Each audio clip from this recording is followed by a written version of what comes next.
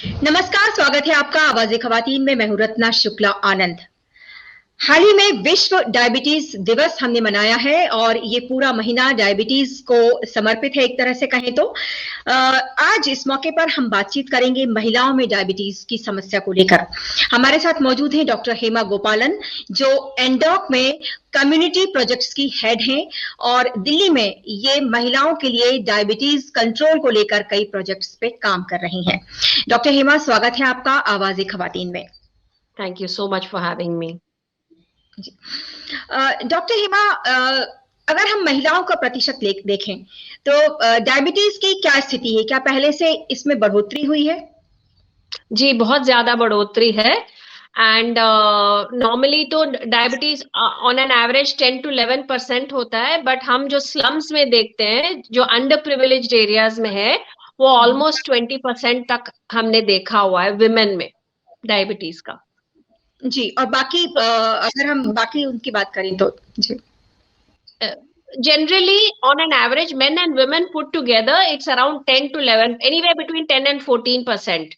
But women को अगर हम स्पेसिफिकली विमेन ले, all age groups above 18 to 80, तो हमने देखा है कि 20% तक भी जाता है। और जो हमने दिल्ली स्पेसिफिकली में देखा है, ये 20% तक जा रहा है diabetes. So it's very very high. That is 1 in every 5 women almost is a diabetic. जी मैम, इसकी मुख्य वजह क्या है? देखिए, इसका मुख्य वजह है वन इज हमारे जो रहन सहन है वो बहुत चेंज हो गया है पहले से। पहले के टाइम पे हम लोग we use to do all our work on our own. जो भी हम लेडीज जो घर में भी काम करती थी, वो सिलबट्टे पे पीसना, फिर फार्म्स में काम करना, हेवी वर्क होता था।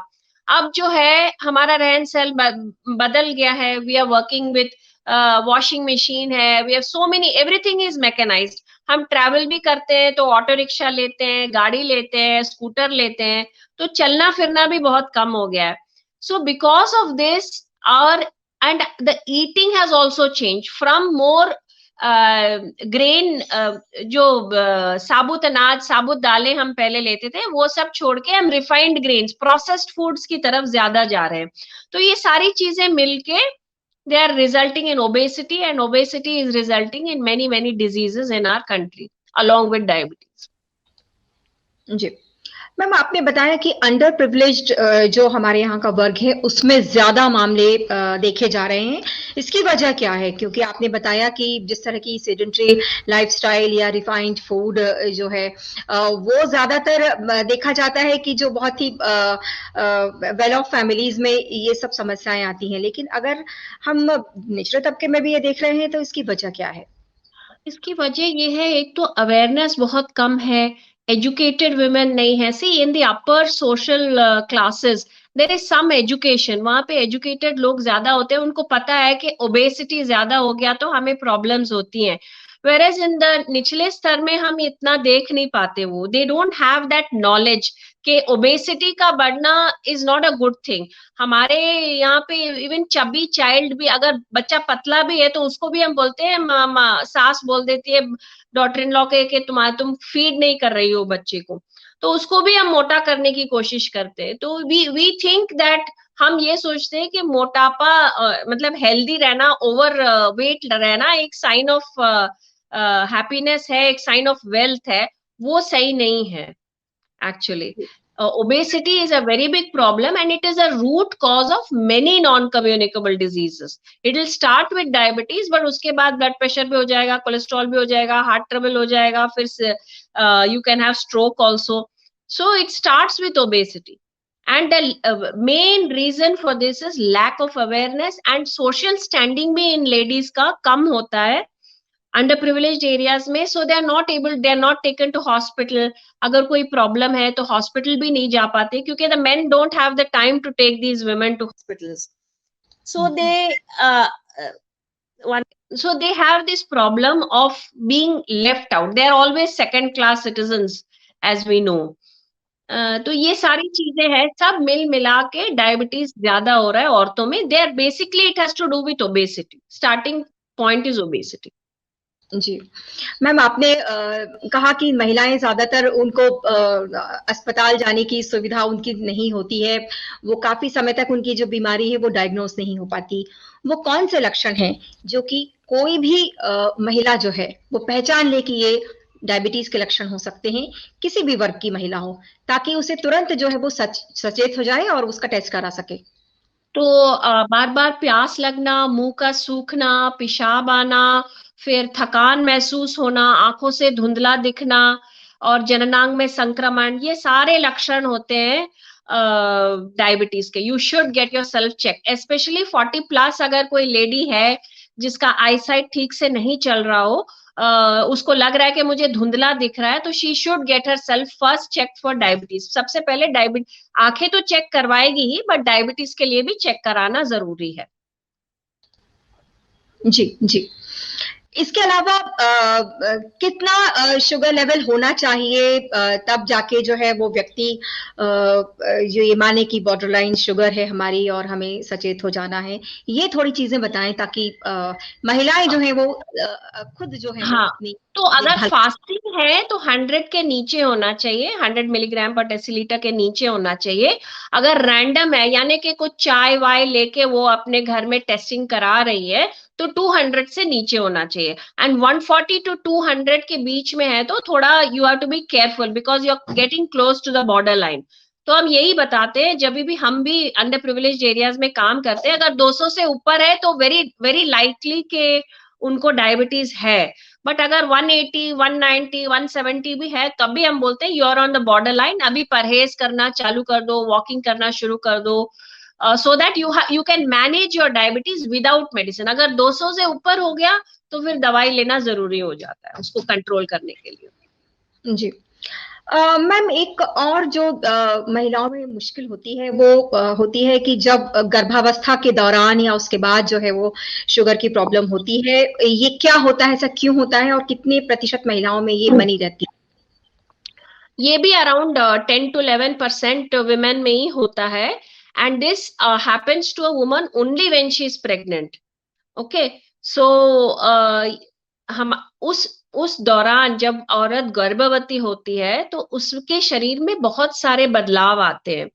तो उस टाइम पर जो है इंसुलिन नामक एक हार्मोन है, रसायन है, जो ठीक से नॉर्मली दैट इज द वो एक रसायन है जो एक्स्ट्रा ग्लूकोज को शरीर से निकाल के उसको कंट्रोल में रखता है। बट जब वो गर्भवती है, इतने सारे केमिकल चेंजेस होते हैं, जिसको हम कहते हैं केमिकल लोचा हो जाता है ना। तो वैसे इतने सारे केमिकल चेंजेस होते हैं कि इंसुलिन जो है वो थोड़ा कम प्रभावी हो जाता है। तो उस टाइम पर वो वैसे ही उसको एक टाइप 2 डायबिटीज मेलिटस की तरह ही उसका शुगर बढ़ने लगेगा खून में। और ये जो है जच्चा बच्चा दोनों के लिए बहुत हानिकारक हो सकता है। प्रसव के पहले बच्चा हो सकता है, फिर बच्चे को प्रसव के बाद बच्चे को भी प्रॉब्लम्स होती है। तो इसको ट्रीट करना, कंट्रोल करना बहुत जरूरी होता है। जी। तो ये कब तक इसका जो है ट्रीटमेंट चलना चाहिए, क्योंकि कुछ थ्रू ऐसी आउट 24 to 28 वीक्स में इसका टेस्ट करती है गवर्नमेंट, जो है वो अपने आप टेस्ट करती है। हमारे मोहल्ला क्लिनिक्स में, सब प्राइमरी हेल्थ केयर सेंटर्स में, हर जगह आशा आपको ले जाके वो टेस्ट करवा देगी।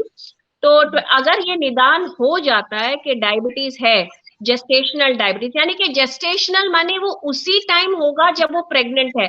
अगर उसको पहले प्रेग्नेंट होने से पहले अगर वो डायबिटिक है तो वो जेस्टेशनल डायबिटीज माना नहीं जाएगा। It should happen only after she gets pregnant. So 24 to 28 weeks में उसका टेस्टिंग होता है, उसके बाद उसका बाकायदा इलाज चलता है, खाने पीने कैसे करना है सब बताया जाता है। जैसे ही बच्चा पैदा हो जाता है, शी बिकम्स नॉर्मल, उसका डायबिटीज मेलिटस बिल्कुल ठीक हो जाएगा। बट ऐसी माताओं में 5 से लेके 10 साल में टाइप 2 डायबिटीज मेलिटस होने का खतरा बना रहता है। तो उसको, उसके लिए हम क्या माताओं को यही बोलते हैं, जो उन्होंने उन 9 महीने में किया उसको लाइफ लॉन्ग फॉलो करना है, अगर उनको डायबिटीज को टालना है तो। अगर नहीं टालेंगी तो वो इमीडिएटली डायबिटिक हो जाएंगी। जी। डॉक्टर हेमा, ऐसी महिलाएं जो बार बार माँ बनती हैं, जिनके कई बच्चे हैं, या जो अपना ध्यान नहीं दे पा रही हैं, जैसे आपने कहा कि अगर लगातार वो ध्यान ना दें तो अगले 10 साल में जो है उन्हें टाइप 2 डायबिटीज होने की संभावना बनी रहती है। तो ऐसी महिलाओं में अगर हम उनमें देखें जिनमें बार बार जो है वो प्रेगनेंसी होती है, मल्टीपल प्रेगनेंसीज हैं, उनमें क्या ये खतरा ज्यादा होता है? नहीं, खतरा देखिए मदर्स में होता है, जो 25 years प्लस वो जो बच्चे करते हैं उनमें खतरा बढ़ता है। जो मोटापे से ग्रस्त हैं, ओवरवेट लेडीज हैं, उनमें ज्यादा होता है। एंड जिनके घर में फैमिली हिस्ट्री है, मदर फादर भाई बहन किसी को है, तो उनको हो जाता है। तो मोटापा, जैसे जैसे मैंने बोला ना, मोटापा एक बहुत बड़ा कारण है जेस्टेशनल डायबिटीज के लिए। अगर औरत पहले से ही थोड़ी ओवरवेट है तो उसको पहले से ही बता देते हैं कि there is a possibility of you having gestational diabetes mellitus, and they keep checking her again and again. जी मैम, वो कौन कौन सी बीमारियां हैं जो डायबिटीज की वजह से हो सकती हैं, जैसे आंखों की बीमारी या किडनी से संबंधित हाँ, बीमारी, कौन डायबिटीज सी की वजह वजह से हार्ट ट्रबल हो सकता है, न्यूरोपैथी हो सकती है, फिर आंखों की दृष्टि जो है, ग्लकोमा बोलते हैं उसको, वो जा सकती है। हाँ, तो ये 3-4 चीजें हैं। और जब जब अगर कोई हमें घाव हो जाता है, डायबिटिक्स में घाव भरना बहुत एक बड़ा प्रॉब्लम है। सो वो नासूर हो सकता है जिसकी वजह से हमें अंग काटना पड़ सकता है, तो ये भी एक बहुत बड़ा प्रॉब्लम है। तो इसलिए we have to be very very careful. इसका इलाज कराना बहुत जरूरी है। बहुत लोग सोचते हैं कि क्या है, डायबिटीज हो गया तो हो गया, रहने दो। ऐसा नहीं है। टुडे, आज ही मैं किसी से बात कर रही थी, वो कह रहे थे मुझे डायबिटीज है 7 सालों से, बट मैं खाती पीती सब कुछ हूँ, मर जाऊंगी तो मर जाऊंगी। तो मैंने वही बोला, मरना निश्चित नहीं है। अगर आपने खटिया पकड़ ली, फिर आपके लिए कौन करेगा? Your whole quality of life, जो गुणवत्ता होती है लाइफ की, वो बिल्कुल ही जीरो हो जाएगी। तो दवाई लेते रहें, परहेज करते रहें, और अपना क्वालिटी ऑफ लाइफ बढ़ाते रहें, वही सबसे इम्पोर्टेंट है। जी। डॉक्टर हेमा, आपने जैसे बताया कि महिलाएं, हम अगर बिल्कुल आम भाषा में और उन आम महिलाओं तक पहुंचने का प्रयास करें जो शायद अपने आप को लेकर बिल्कुल जागरूक नहीं है, अपनी सेहत को लेकर जागरूक नहीं है, और ऐसी माओं को शायद अपने बच्चों को भी शायद बहुत स्वस्थ नहीं रख पाती हैं, किस तरह की सलाह हम दे सकते हैं ताकि शुरू से ही, क्योंकि हमारे यहाँ पर जैसे आपने कहा कि बच्चों को भी माना जाता है कि जब तक मोटे ना हो बच्चे तो उनको स्वस्थ नहीं माना जाता, तो वो एक तरीका क्या है, किस तरह से हम देखना शुरू करें चीजों को? देखिए, ये एक लाइफ साइकिल अप्रोच ही हमें लेना पड़ेगा पूरी जिंदगी का। तो जो माता होती है, उसके जो 14 साल onwards, from the time she becomes menstruating, उसी टाइम से उसका हेल्थ और इस पे ध्यान देना बहुत जरूरी है, ताकि वो लेटर ऑन जाके जब माता बनेगी तो वो प्रॉपर तरीके से एक स्वस्थ बच्चे को जन्म देगी। तो ये स्टार्टिंग वहीं से है, from childhood of a young girl to her becoming a mother. Because if अब हमें ये भी पता चला है स्टडीज से कि जो लो बर्थ वेट बेबीज हैं, जो हमारे 2.5 किलो से कम बच्चे पैदा होते हैं, वो भी बाद के जीवन में जाके उनको टाइप 2 डायबिटीज हो जाता है। और आमतौर पे जो हमने देखा है इंडिया में जो है, ये टाइप 2 डायबिटीज जल्दी आने लगा है। नॉर्मली क्या होता है, 50, 60, 70 साल में डायबिटीज होने लगता है। As we grow older, things start to fail and हमें हो जाता है। बट ये इंडिया में 30, 35, 40 साल में भी लोगों में हो रहा है। तो it is because of lack of good nutrition in the young age and in the adolescent age, and then repeated pregnancies in the mothers. ये सारे कारण होते हैं। फिर बाद के जीवन में जाके 40-50 साल में जब ये अपने सारे बच्चे इनके हो जाते हैं, फिर उनका दूसरा तरीके का एक निग्लेक्ट हो जाता है हेल्थ पर, कि अभी सब हो गया है, मुझे कोई जरूरत नहीं है। फिर उनको फिर मोटापा हो जाता है, and then they become diabetic. So it starts with under nutrition. तो ये हमें देखना है कि जब लड़की 14-15 साल की हो गई हो, तो उसके हाइट, उसके बढ़ने के लिए, उसके स्वास्थ्य के लिए, ताकि वो एनीमिक ना हो, वो अच्छे से जब वो शादी करे तो उसका अच्छा एक बेबी हो, 2.5 किलोस प्लस बेबी हो, उस बच्चे को हम पहले 6 महीने में दूध पिलाएं। दूध पिलाने के बाकी सारे फायदे तो हमें पता है कि दस्त नहीं होंगे, बच्चा स्वस्थ तरीके से बढ़ेगा, बट ये भी इम्पोर्टेंट है कि उसको बाद के जीवन में डायबिटीज का खतरा भी कम होगा। अगर वो इस टाइम पे स्वस्थ तरीके से बढ़ेगा, बाद के जीवन में उसका डायबिटीज होने का खतरा टलता जाएगा।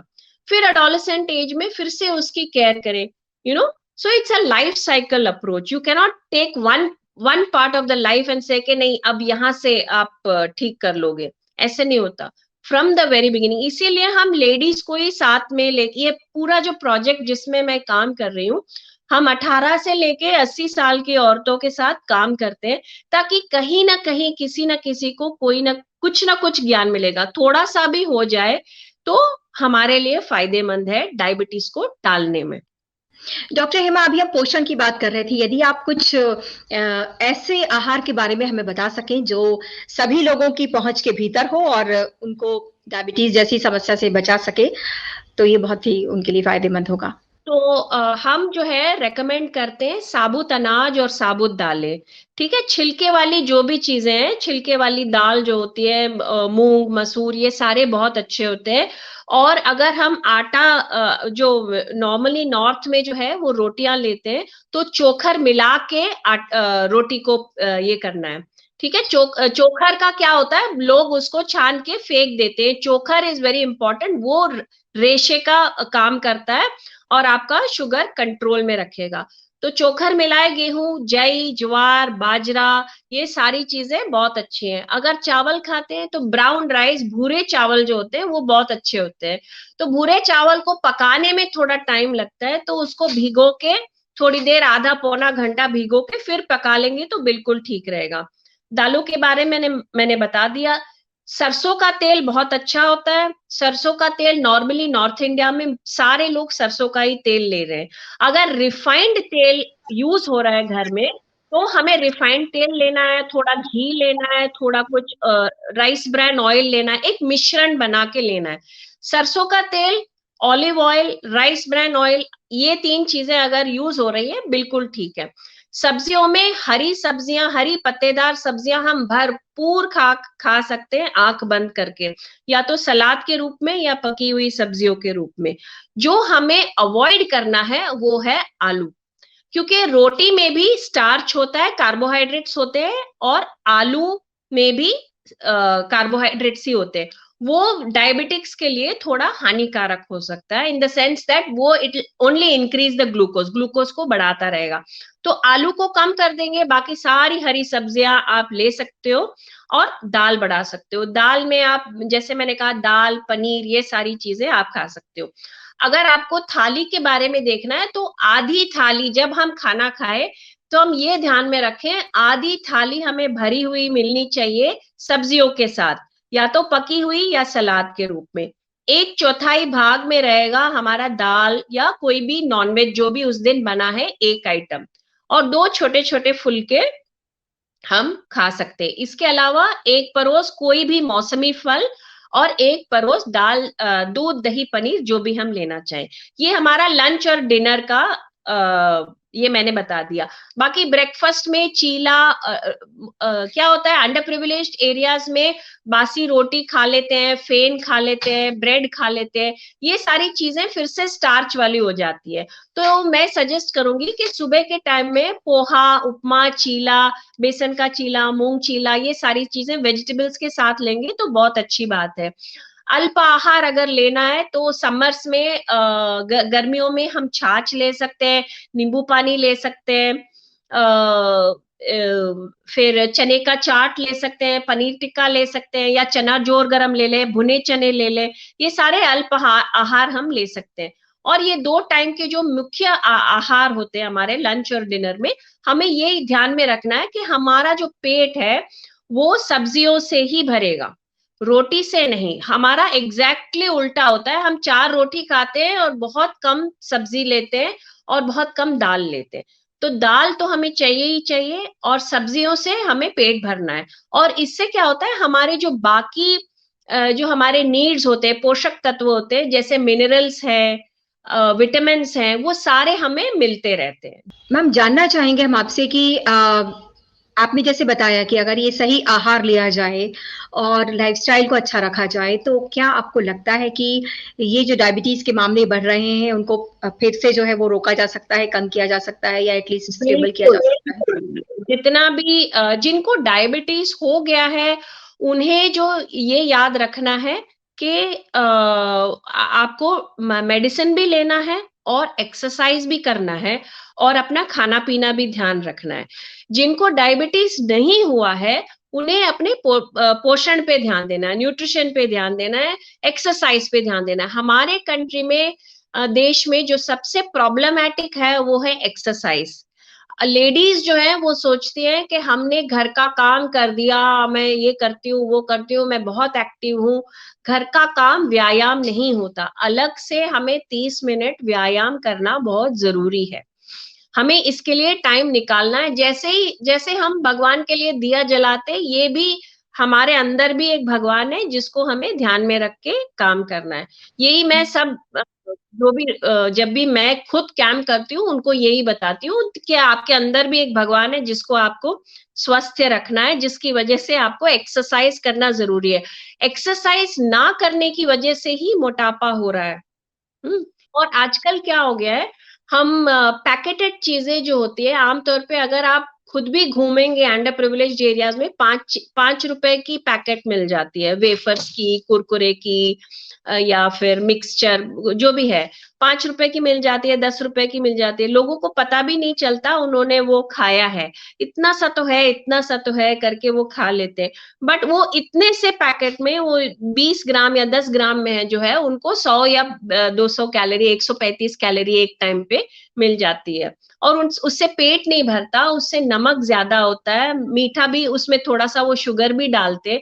ये सारी चीजें हमें ध्यान में रखना है। प्रोसेस्ड फूड्स, पैकेटेड फूड्स को अलग रखना है, ये रोज के लिए नहीं आता है। और ये इवन समोसा, कचौड़ी, ये सारी चीजें भी अवॉइड करनी है। तो अगर हम ये सारी चीजें ध्यान में रखेंगे, हमारा खाना पीना कैसे है, हमारा एक्सरसाइज कैसे है, अगर हम ध्यान रखेंगे तो क्यों नहीं टलेगा, डायबिटीज का खतरा टलता जाएगा। पहले के जमाने में हमें कभी डायबिटीज सुनने को नहीं मिला, अभी रोज का है, हम सबके बारे में सुनते हैं कि डायबिटीज हो गया, ये हो गया, वो हो गया। ये इसी वजह से है क्योंकि लैक ऑफ एक्सरसाइज है और बैड ईटिंग हैबिट्स है। जी, डॉक्टर हेमा, आपका बहुत-बहुत शुक्रिया, बहुत ही महत्वपूर्ण जानकारी आपने दी, और हम उम्मीद करते हैं कि दर्शक जो हैं, खासतौर से हमारी जो महिलाएं हैं, इस पर ध्यान देंगी, क्योंकि वो पूरे परिवार को चलाती हैं। तो निश्चित तौर पर यदि वो बेहतर खान पान खुद का रखेंगी, बच्चों का रखेंगी, अपने परिवार का रखेंगी, तो पूरे परिवार को ही इस बीमारी से बचाया जा सकता है। और जीवन शैली में थोड़ा सा बदलाव लाकर ये बीमारी जो है वो कंट्रोल में की जा सकती है। जी बिल्कुल, थैंक यू।